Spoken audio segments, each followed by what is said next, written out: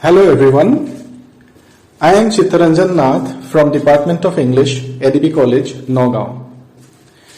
Today, I shall discuss Edmund Spenser's most celebrated sonnet, sonnet number 67, which appears in his sonnet sequence called Amoretti.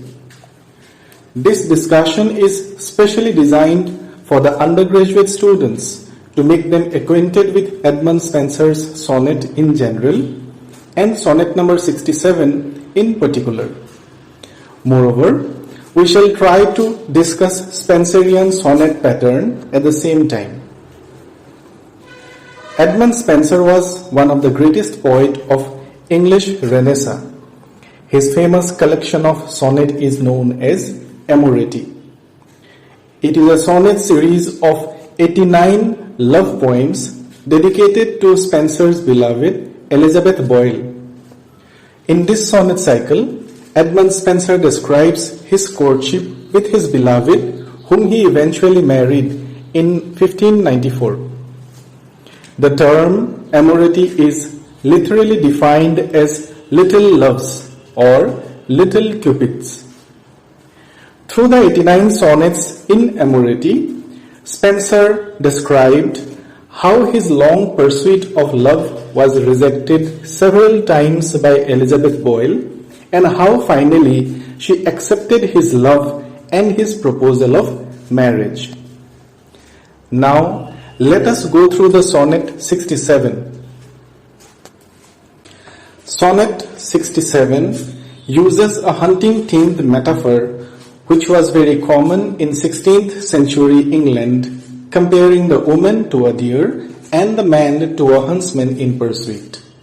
In the very opening of this poem, the poet compares himself with a hunter and tells us that he has been chasing his prey for a long time, which has gotten away from him. Here, the poet compares his beloved with a deer that is his prey. After a long chase, the hunter is tired, sick, and exhausted of spending all his time hunting the deer. Being unsuccessful in his hunt, the hunter finally gave up his chase and sat down in the shade to take rest with his dogs. After a long pursuit, when he decided to give up the game of hunting, the hunter saw that a gentle deer returned the same way to quench her thirst at the next brook. There, she stood looking at the hunter with gentle looks. She did not fly away. She remained there without any fear till the hunter caught hold of her only with her own goodwill. The final two lines expresses the strange happiness of the hunter or the poet himself, who conquered the object that he was chasing after for such a long time.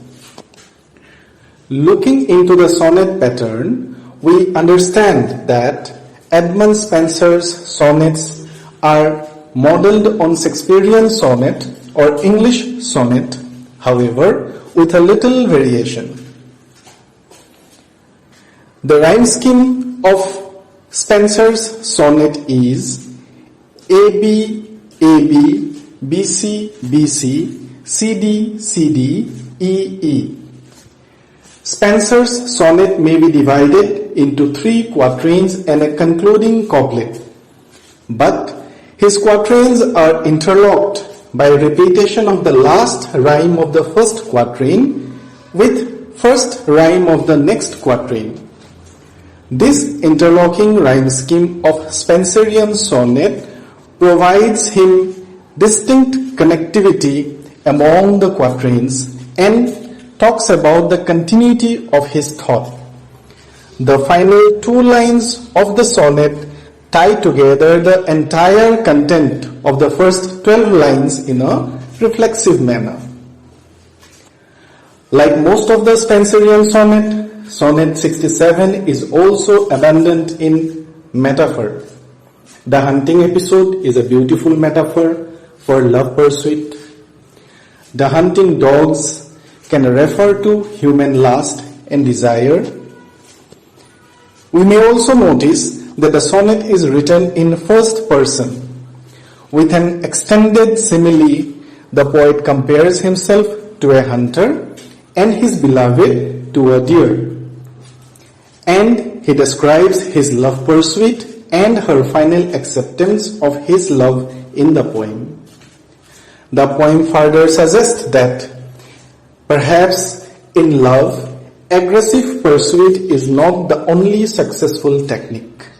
Instead, the beloved needs to be giving consent of her own free will, as we can see in case of deer in this sonnet.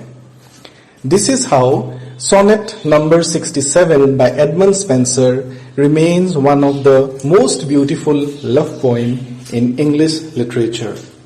That's all for today. Thank you.